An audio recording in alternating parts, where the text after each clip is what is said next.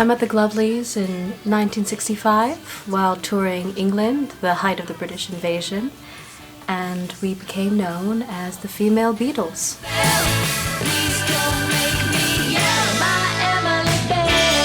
Jane Kelly on guitar, Penny McGowan on bass, Silva on drums, and yours truly on organ. And how did Nina enter the group? Chris eventually found this American bird who was torn around and we brought her in. So, she's got to be good if she's American. It was initially kind of jarring. I was the only American in the group, and I was a classically trained pianist who now had to learn how to play rock and roll and learn how to play it all with white gloves on. It was, our signature. Jane and Penny, they thought it was something that would unite all of us, and we all made a pact to never take the gloves off. I know, it sounds kind of silly. But I was fascinated by the music Jane and Penny were writing. Emily Bell was sort of our breakthrough hit in 1966. I got a chance to include my own song on the LP, White Gloves, kind of keeping in with the gimmick of white gloves. Penny hates it when I call it a gimmick. You may just find your true love, so won't you put all your worries away and put on your white gloves. Nina's swinging, man. She'll start playing these things, just these little riffs, these jazz riffs, I guess you call them, and I start swinging along with her, And of course, Penny and Jane had their thing, stay on the beat, this is rock and roll. But, rock and roll's all about breaking the rules, right? So, Nina starts doing her thing, I start doing my thing, and we're just breaking rules all over the place, and that is rock and roll, man. I wanted to take more of an active role as a composer, but Jane and Penny had a very specific idea of what the Glovelies were, which I found a bit stifling.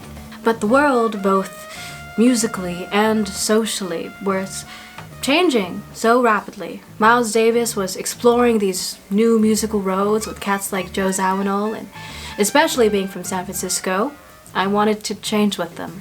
Nina is a brilliant organist. The best, really. But Jane and I would have to tell her, look, we're not the John Coltrane Quartet, we're the Glovelies. And frankly, getting her to do anything is like pulling teeth. I know you just want to play organ solos, love, but there's more to it than that.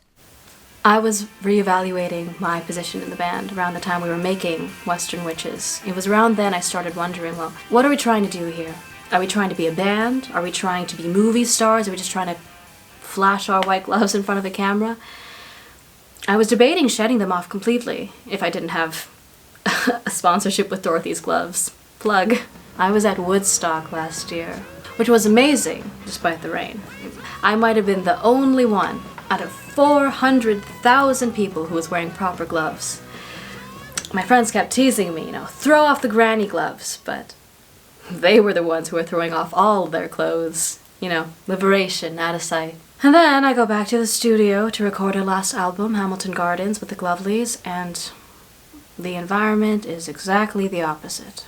Penny is just sort of controlling about her songs nowadays. And, I respect an artist who has vision and is very strict about achieving the art they want. But it's just very difficult to be an artistic collaborator in that kind of environment, especially with the infighting between Jane and Penny at that time.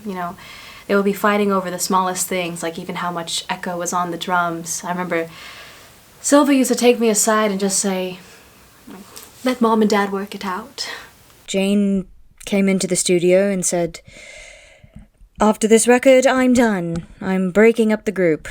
And Nina said so was she. Afterwards, I crawled into bed with my white gloves and a bottle of whiskey and didn't come out for days. Do you think the Glovelies will work together in the future? I'm not opposed to it, but just not anytime soon. I still have a lot of love for those girls and what we've created together. So I had stockpiled a whole album's worth of material that the Glovelies wouldn't take. I felt like I was going to burst. I felt like if these ideas wouldn't go anywhere, I was just going to explode. So that's why I've made this album on my own. 'Cause I never wanna be another catchy melody. Let me take the stage, just not in a gilded cage. And I will write a song from me to you. It was scary, taking that leap of faith and leaving a successful group and doing something on your own. But it's also been rewarding. You know, that's what the song Take the Stage is really about. I'd say it's about feeling silenced for so long and finally trying to spread your wings and go for it. I could take to the sky, shining stars pass me by, while I stretch my ivory wings.